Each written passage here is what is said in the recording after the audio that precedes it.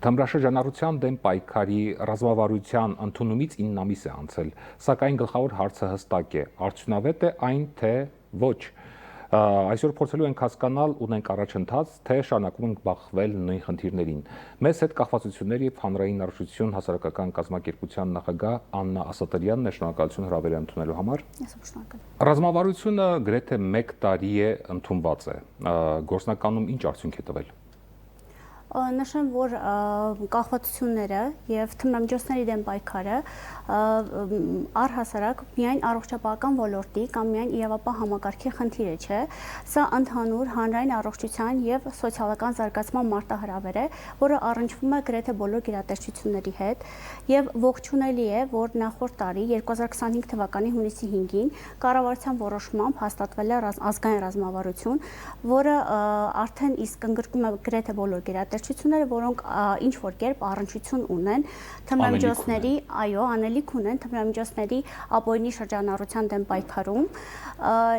եւ ցանկանում եմ նշել, որ ներկա պահի դրությամբ բաց հարթակներում ինֆորմացիան տեղեկատվություն հասանելի է ցավոք սրտի գերատեսչությունից միայն մեկում։ Ես ինքս փորձեցի գտնել մաքսիմալ հնարավոր տեղեկատվությունը ներկա պահի դրությամբ այն քայլերի վերաբերյալ, որոնք որ պետք է իրականացվեն ռազմավարության շրջանակներում եւ ներկա պահի ներքին գործերի նախարարության իրավապահ համակարգի կողմից կարող եմ նշել, որ իրականացվում են ապօրինի շրջանառության թմրամիջոցների շրջանառության դեմ պայքարին ուղղված քայլերը եւ այդ ամենը տեսանելի է եւ կարող է ցանկացած արդյունք կա որոշակի այո իհարկե կա եւ այդ ամենը տեսանելի է նաեւ իրենց on-line հարթակներում, որտեղ նրանք տրամադրում են այդ ինֆորմացիան հասարակությանը եւ տեսանելի է տարեց տարի այն արդյունքը, որոնք որ իրենք գրանցում են։ Այլ գերատեսչությունների մասով կարող եմ նշել, որ աշխատանքներ ես լիահույս եմ, որ իրականացվում են, սակայն ներկա պահին on-line հարթակներում որևիցե ինֆորմացիա հասանելի չէ։ Ներկա պահին այո։ Ես հուսով եմ, որ 1 տարին լրանալուն պես որոշակի ինֆորմացիա հասանելի կլինի հանրությանը եւ կկարողանանք արդեն բոլորս տեսնել, թե ինչ է իրականացվել 1 տարվա ընթացքում, որովհետեւ ինչպես նշեցի, սա միջգերատեսչական բազմոլորտ գործընթաց է եւ առնչվում է յուրաքանչյուրի։ Թմրանյութերից կախվածությունը հիվանդություն է։ Այո, թմրամիջոցներից կախվածությունը դա քրոնիկական հիվանդություն է եւ այստեղ շատ կարեւոր է, որպեսզի հասարակության շրջանում եւս ձևավորվի այն մտածելակերպը, հասնենք մենք այն իրազեկվածության մակարդակին, որպեսզի անձինք բոլորն էլ տեղեկացված լինեն, որ սա որևիցե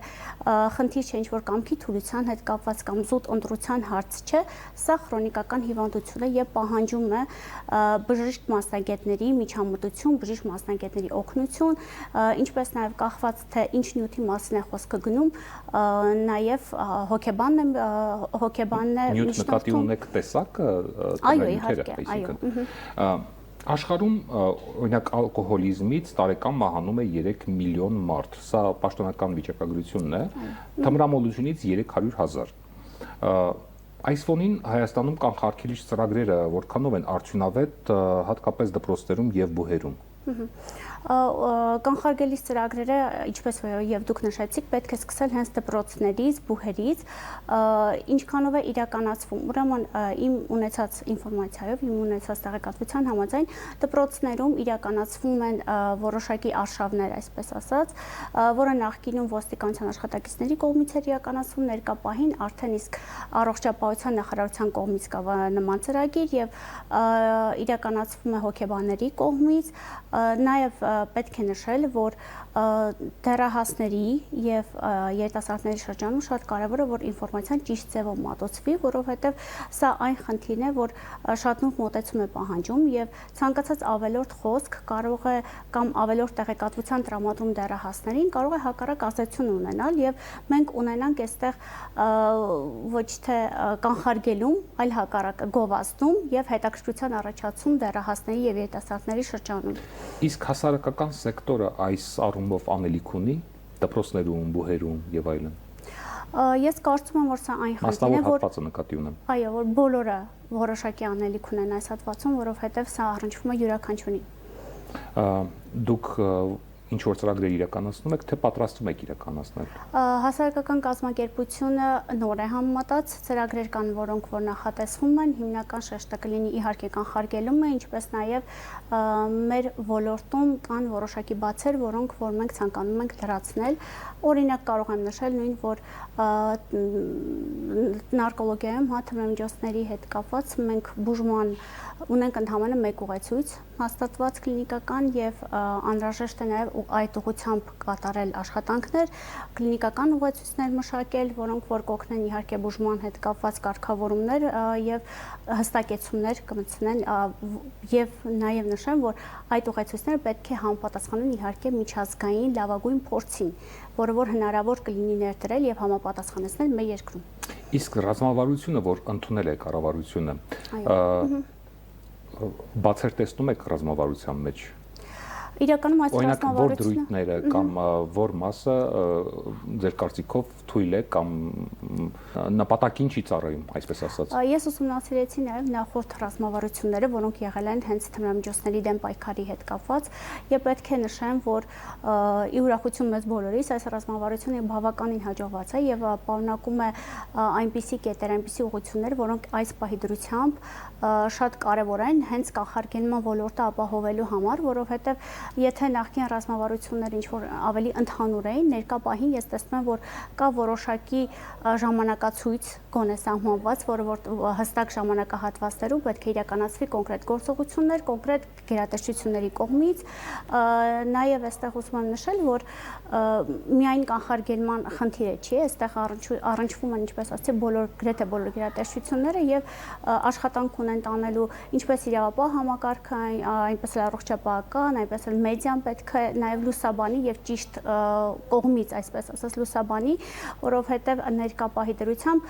թմրամիջոցների հասանելիությունը եւ տարածվածությունը մեր երկրում նաև պայմանավորված է օնլայն հարթակներով, այսինքն տարածվում է եւ ավելի հասանելի է դառնում հենց դրա հաշվին եւ համապատասխանաբար մենք էլ պետք է արդեն ուժեղացնենք մեր օնլայն կողմերը, ասենց եթե այդպես ավելի ճիշտ կլինի ասել, այսինքն մենք պետք է լինենք ակտիվ եւ ճիշտ ինֆորմացիա ներկայացնենք, որովհետեւ շատ հաճախ փնտրում են որոշակի ինֆորմացիա եւ ոչ ճիշտ, ոչ գիտահեն ինֆորմացիան այնքան շատ է, որ պետք է նաև ճիշտը մատուցվի եւ որակյալը, ճիշտ եւ որակյալ մատուցվի, որպեսզի մենք կարողանանք մաքսիմալ իրազեկ եւ գիտակից դեռահասներ եւ հասարակություն ունենանք առհասարակ։ Տեսեք, դուք ասացիք, որ թմրամոլությունը հիվանդություն է։ Եթե հիվանդություն է, ապա Հայաստանում պայքարը որքանով է կառուցվում բուժման եւ ոչ թե պատժիչ միջոցների վրա։ Առհասարակ ամբողջ աշխարհում պատժիչ որևիցե գործողություն չի իրականացվում, եթե կա խնդիր, եթե արդեն իսկ ախտորոշվել է տվյալ հիվանդությունը, այսինքն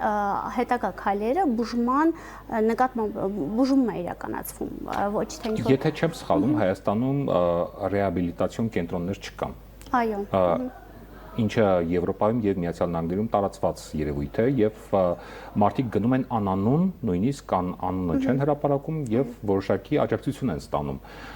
Որքանով է դա արդյունավետ նախ եւ ինչու Հայաստանում նման կենտրոններ չկան, կարիքը չկա։ Ցավոք սրտի չունենք ներկա պահին ռեաբիլիտացիոն կենտրոններ, իհարկե կարիքը կա եւ արդյունավետ բուժման շարունակականությունը ապահովում են իհարկե ռեաբիլիտացիոն կենտրոնները։ Ես հուսով եմ, որ մոտակա ժամանակահատվածում մենք այդ հարցն կկարողանանք կարգավորել եւ ռեաբիլիտացիոն կենտրոնները առաջին հերթին հնարավորություն են տալիս, երբ որ մենք հասել ենք որոշակի հաջողության բուժման մեջ, պահենք դա, այսինքն մեր հիվանդության դեպքում մենք չունենք վերջնական բուժում, այսպես ասվածը, մենք ունենք լավացում եւ որpիսի մենք այդ ռեմիսիան, այսինքն դադարը կարողանանք մաքսիմալ երկարատև պահպանել եւ ապահովել, ռեաբիլիտացիոն կենտրոնները այդ առումով շատ օգնում են։ Ռեաբիլիտացիոն կենտրոնները այս դեպքում բուժում եւ աջակցում են հիվանդին։ Նման պայմաններում, երբ դու ճունես ռեաբիլիտացիոն կենտրոններ, որքանով է ճիշտ հիվանդին թողնել, որ ինքնուրույն ինքը պետք է բուժվի կախվածությունից եւ արդյոք իրատեսական է այդ բուժումը։ Ուրեմն դե ինչպես ամբողջ աշխարհում, այնպես էլ մեր երկրում, այո։ Մենք ինչ ենք ակնկալում հասարակությունից, եթե նման պայմաններ չենք ապահովում հիվանդի համար։ Միևնույն է առաջին փուլը դա հենց բուժումն է, որը որ պետք է իրականացվի եւ ներկա պահին մեր երկրում դա իրականացվում է բուժում կախվածություններից կապ չունի թե կոնկրետ որ նյութի մասն այս պահի դրությամբ խոսքը գնում։ Իսկ հետագա ընթացքը փորձում ենք այս պահի դրությամբ կարգավորել հարազատների միջոցով, հենց պացիենտի միջոցով ամբուլատոր արտահիվանդանոցային պայմաններում, այսինքն բուժումից հետո ժամանակ առ ժամանակ անձը տվյալ ով որ հաջողությամբ ավարտել է բուժումը, պետք է ժամանակ առ ժամանակ ներկայանա եւ ըստ իր տվյալ պահի վիճակի գանգատներին անհանգստացնող նյութին արդեն շարունակական աշխատանք տարվի հոգեբանի սոցաշխատողի կողմից։ Շատ հաճախ ունենում ենք նաեւ պացիենտներ, երբ որ մոտենում են եւ աշխատանքի հետ կապված խնդիր են ունենում, սոցաշխատողները իրենց օգնում են կարգավորում են։ Կախվածությունները միայն առողջապահական խնդիր են, թե նաեւ ոչ թե նաև այ արդեն սոցիալական ապահովության անվտանգության խնդիր։ Միանշանակ ճիշտ եք, չի կարող կախվածությունը միայն առողջապահական խնդիր լինել, քանի որ չի սկսվում եւ ավարտվում տվյալ անձով, ով որ գործածում է որևիցե տեսակի նյութ, այսինքն պետք է այստեղ համակարգային նայել, ինչ տարբերակով ոնց հասավ տվյալ նյութը տվյալ անձին, գործածումը, իր առողջությանը հասցված վնասները հարազատին, շրջապատին, աշխատանքի վայրում են ունենում խնդիրներ, ընտանեկան հարաբերություններն են տուժում, այսինքն այստեղ մեկ անձով մենք չենք կարող սահմանափակվել բնականաբար եւ արդեն հետագա խնդիրները, որ նույնիսկ թմրամիջոցներից կախվածություն ունեցող անձիկ եւ առհասարակ կախվածություն ունեցող անձիկ իրենց հերթական չափաբաժինը հայթայթելու համար, այսպես ասած, դիմում են հաճախ հանցագործությունների, այսինքն մենք տեղափոխվեցինք նաեւ այլ դաշտ անվտանգության սոցիալական անվտանգություն։ Դες ինչ պետք է փոխվի, որպեսզի պայքարը լինի արդյունավետ եւ զգալի լինի գործնականում նաեւ հասարակության համար։ Համակարգված։ Ես կարող եմ ասել, որ պետք է համակարգված պայքար լինի, այսինքն պետք չէ սահմանափակվել որևիցե մի ոլորտով, պետք է ընդհանուր, հա, օրինակ Հայաստանի Հանրապետությունը ինքը աշխարհագրական դիրքով գտնում է տարանցիկ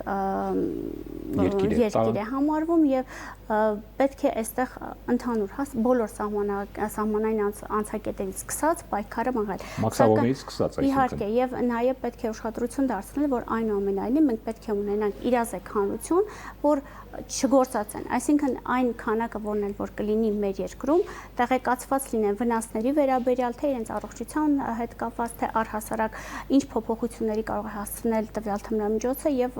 պարզապես չգործածեն։ Այստեղ ուզում եմ նշել նաեւ, որ շատ հաճախ առնչվում ենք նման խնդրի հետ, որ մտածում եմ, որ եթե գործածում են ոչ ներերակային ճանապարհով թմրամիջոցները, որևէ վնաս իրենց չի կարող պատճառել տվյալ նյութը եւ ամեն ինչ կգտնվի իրենց վերահսկողության տակ,